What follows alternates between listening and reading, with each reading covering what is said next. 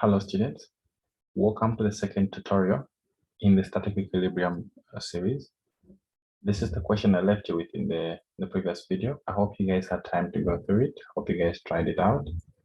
So without further ado, let's try to see how best you could have worked out this question.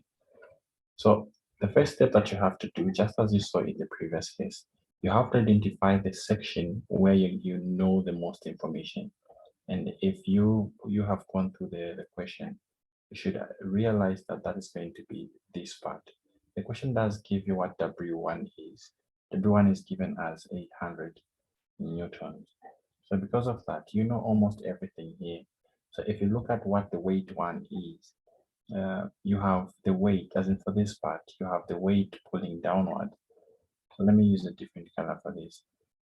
So when you're looking at W1, what you have is you have the weight W1 dragging downward, so that is W1, and then you have the tension in the string dragging up. And since the question specifies that the type of pulleys which are used here are frictionless, implying that they do not change the tension in the cord, what it means is that the tension that you have this side, where is that? So the tension that you have in the cord, that is at this point, T, let's say that here you have T1, and let's say here you have T2.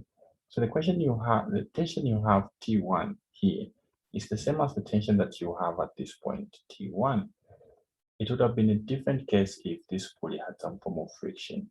The two tensions would be different after the cord passes through or over the pulley. But since it is massless or frictionless, we observe that the tension in the cord here will be the same as the tension in the cord here. So we start from here, we start from this part. So we're going to isolate this section. So what we want to see is the forces that are acting in this system that we've closed, or in this closed interval. So we see that there are only two forces, W1 pulling down and T1 pulling up. Now let's take up to be positive. Again, in physics, you decide which direction you want to take as positive and so on. But once you pick it, stick to it. So the next thing is we're going to take anything to this side as positive as well. So this will be positive, and this will be our positive. Okay. So with that in mind, we see that we have two forces, W1 down and T1 going up. So we're going to have T1 going up. So that is going to be positive. And then W1, want to add it to W1, but W1 is going down. So right from here, you can say plus W1 and bring the negative a bit later. Or you can say since W1 is going down, you can bring the negative right away and say this is what is equal to 0. Why are we equating to 0? Because the question specifies that this system is in equilibrium. And again, remember that for a system in equilibrium, the sum of the forces, the vector sum of the forces, is equal to 0. So in this case, what we're looking at is the sum of the forces in y. So since we're saying it's a vector sum, in y is equals to 0. And then there are two forces in y, T1 and W1. So we're saying when you add them, T1 and T2, W1, they are equal to 0. We don't have a summation here. Instead, we have a negative because W1 is going down. So the negative from here will make the sign on the middle a negative. Okay, so with that, the question specifies that W1 is equal to 800 newtons. So when we bring that, now we have T1 minus 800 newtons is equal to 0. Therefore, T1 is equal to 800 newtons. Now, once we figure this out, so we now know what T1 is. So we know what this is. So the next step is going to be to close the loop. So we're going to use blue for this. So we can use black. So now we're going to close the loop at this junction. See, we start from what we mostly know, or what we know the most, and then drive towards what is missing. So now we're going to close it at this junction. So then we want to identify the forces that are acting through this point. So I'm going to redraw this. I'm going to draw a free body diagram of that. So what you guys should observe is at that particular point, what you have is if this is the horizontal axis and this is the vertical axis, what we have is T1 pulling in this direction and T2 pulling in this direction.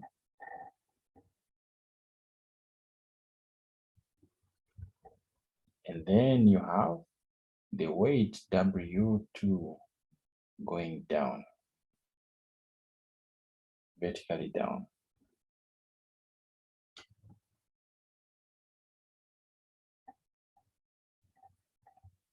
Now, unlike in the previous question, if you go back to our diagram, we notice that the angles that are given here are between the vector and the vertical. In the previous example, the angles which were given were between the vector and the horizontal. So in this case, the angles were given, it's this angle, it's given as 40 degrees, and this angle here, which is given as 50 degrees. So there are various ways we can use these angles. We're going to use one of them. So now, once we've identified all the forces, now we have to keep one thing in mind, one thing I keep always emphasizing.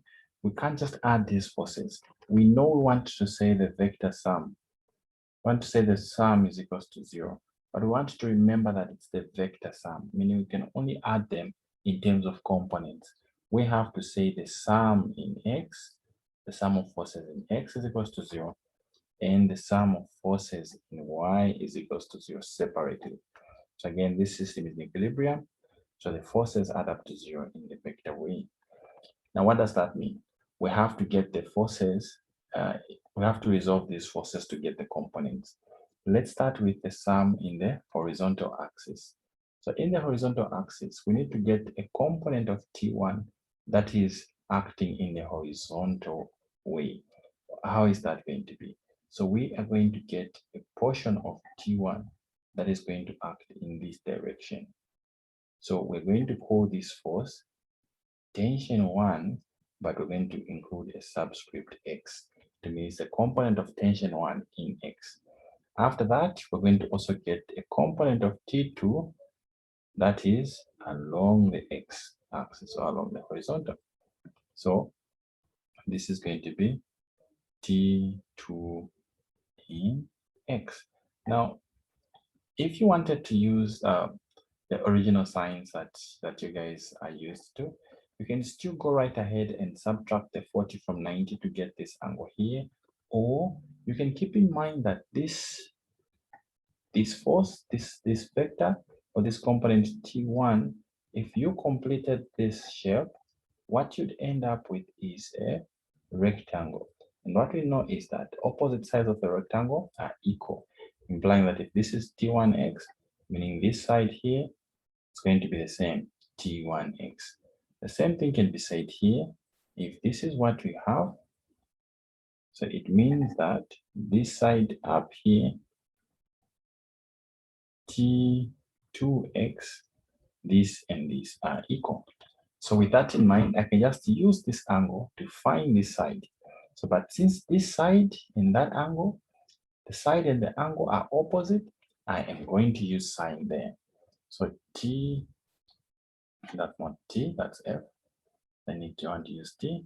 So to get T1x from trigonometry, I hope you guys are able to do that. So you should be able to see that T1x is equal to T1 itself, and then now it's going to be sine 40.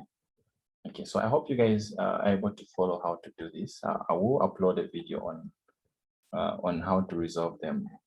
I'll attach that in the description. But I think in the previous video, I did this in a stepwise manner. I hope that was very helpful to you guys.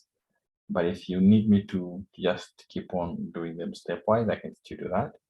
Otherwise, I'll add a link in the description so that you guys can find my video on how to resolve these vectors in a more stepwise manner. So this is the T1 in X. Now, how about T2? What is its x component. So for T2, what we see, if I just run it through, so T2 in x, it's this side. So the relationship between this side and the angle, again, they are opposite. So because they are opposite, I'm going to use sine. So remember, sine and angle is equals to opposite over hypotenuse. The hypotenuse is T2. So if you rewrite that, you're going to end up with T2x is equal to T2 itself. And then now you have sine the angle, which is 50. Now, once you've done this, you can resolve the other vectors, the other components to get T1y. But since right now I just want to use T1x, we can go right ahead and see how it looks. So from the sum of forces in the x-axis, yeah, so if we sum the tensions in the x-axis, we know they're supposed to give us 0. But which ones are the forces? We know this, it's tension 1 in x plus tension 2 in x. When we add them, they should add up to 0. Now, in this case, okay, let's go to the next part. Before we do that, just take note of one thing. When you look at these two tensions, tension 1 is going to the left. And remember what we had in the first case. We specified that to the right it's positive, to the left it's negative. So because of that, tension 1 is going to the left. Tension 1x, the x component of tension 1 is going to the left. And because of that, this component is going to be negative. So right away, as you get this component, since it is a component that is going to the left, you can add right away a negative sign. There is another way of working it out without adding the negative just at this point. I'm going to demonstrate that in the vector series. You guys can check it out. Yeah, but I hope you're able to see how this negative comes. Okay, so again, I only included this negative because I observed that this vector is pointing to the left. If you don't want to think about it like that, you can say that you are evaluating sine in the second quadrant. Okay, so this is sine. Okay, yeah, so let's see, sine is positive in the first quadrant and in the second quadrant. No, we're not going to use that idea. Okay, yeah, I think we can use that, but in this case, we're not saying we're evaluating sine in the second quadrant. This is not going to end up as a second quadrant. We're going to look at it in terms of it being in the fourth quadrant. Okay, but the easiest way that you guys can look at it is to say the vector is pointing to the left, really, and since it is pointing to the left, it's going to end up as negative. Yeah, but I additionally can evaluate it as a full angle from the positive x. It's going to directly give you the answer, including the sign as well. For now, let's leave it there. Okay. So what we have is T1x plus T2x is equal to 0. But then T1 ended up to be negative since it was pointing to the left. So what we had was T1 sine 40 plus T2 sine 50. T2 was pointing to the right, so it remains positive. This is what equates to 0. And then from here, remember we found what T1 was. We found T1 as 800, so this becomes negative 800 sine 40. The T2 sine 50 can go the other side. This becomes negative T2 sine 50. The negatives and negatives can cancel. Divide both sides by sine 50. You now have 800 sine 40 divided by sine 50. And then this is what equates to T2. So if you work this one out, you should be able to get T2 as 671.3 newtons. Okay, so once we find this, the next step now is to find W2. Now, how do we find W2? So to find W2, since we're still at that junction, let me go back to that diagram. So we're still in this junction. So what we notice is we found W1, we found T2 by looking at the horizontal forces. Now we're going to look at the vertical forces. The vertical forces are going to have two of them. One is this one here, and the second one is this one. And the third force, which is in the vertical axis, is this one, which is going down. Again, you can just keep track. We have, this is T1 in Y, and this is T2 in Y. So what we have is T1 in Y, T2 in Y, and W2. So what you see is this is going up positive, this is going up positive, W2 is going down, so we expect it's going to be a negative. The next thing is, how do we resolve it?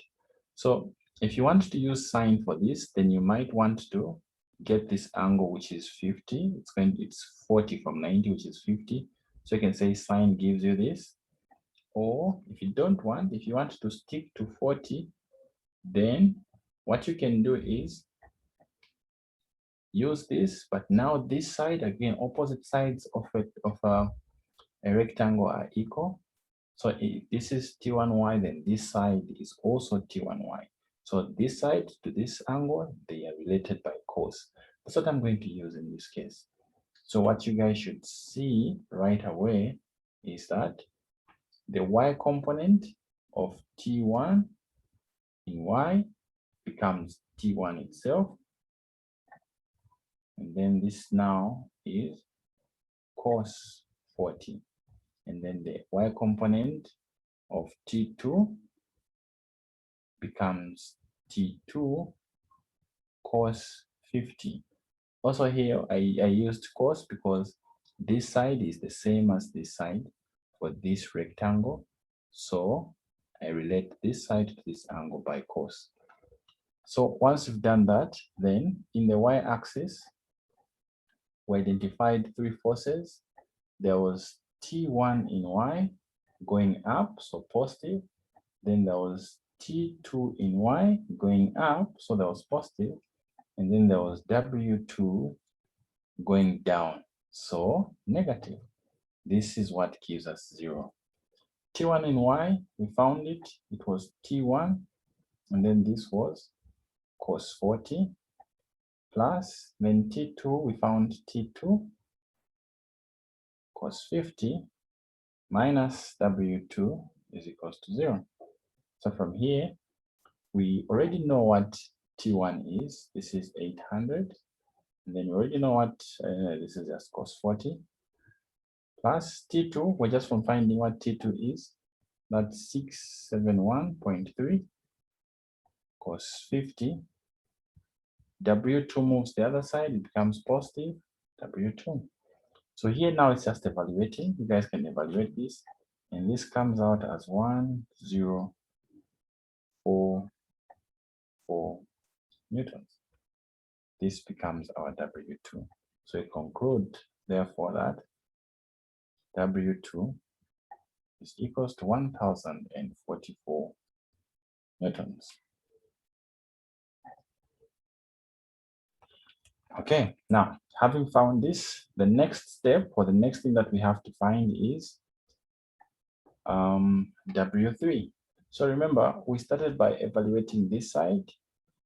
From this side, we got what T1 was. Then we used T1 at the junction to find what T2 was, and then used T2 to find what W2 was.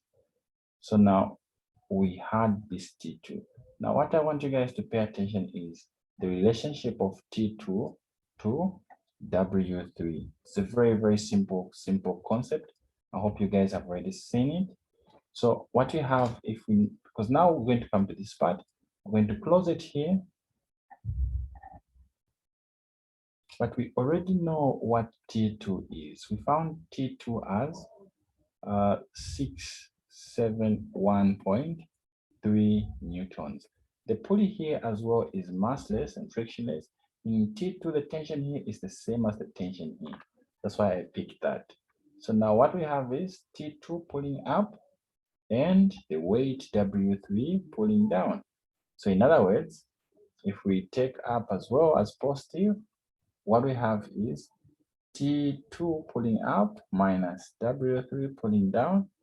This equates to 0 since this is in equilibrium still.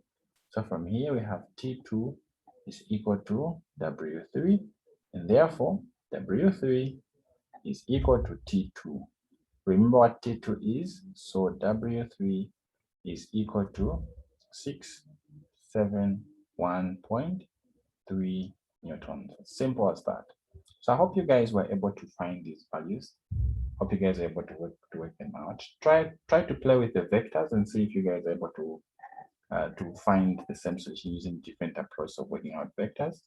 I will still upload my video on how to work out vectors. I hope you find them useful for those who are still struggling with how to resolve vectors. But otherwise, in the next video that we're going to work out, here's the question that we're going to look at. You guys can try it out. It's something that is very, very interesting. It uses an additional steps to what we have already been looking at. So try it out. If you don't want to see the hint that follows, I'll advise you to pause right here. You can leave the video right here. Try it out. If you struggle, you can look at the hint that I'm going to show in the next few seconds. The hint practically points out the methods that you use without really working it out for you. I just highlight the things that you need. Check them out and see if they will be helpful. Okay, so in the first step, you guys will need to work out the sum of the torques. Since it is in equilibrium, even rotation, there must be no rotation. And if there's no rotation, torque must be equal to 0. And then after evaluating the torque, then you're going to get the forces as well to be equal to 0 respectively. This is the approach that you can use to work out this question. Let's see if you'll be able to work it out. Yeah, leave a comment in the description, in the comment section, if you're able to work it out. Let's see how will you do it. Otherwise, we'll see you in the next video. All the best. Thank you very much.